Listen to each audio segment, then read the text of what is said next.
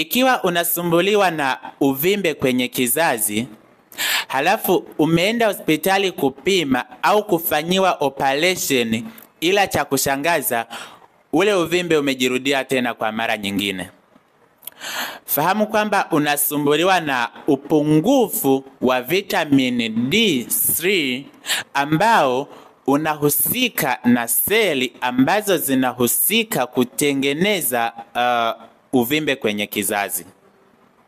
Na ndio maana mara nyingi sana unapoenda hospitali unapambana kuondoa ule uvimbe kwenye kizazi, lakini baada ya muda kadhaa ule uvimbe unajirudia tena. Ni kwa sababu umetibia madhara lakini haukutibia changamoto moja kwa moja, na ndio maana uvimbe utaendelea kujirudia kadri utakavyopambana kuondoa uvimbe.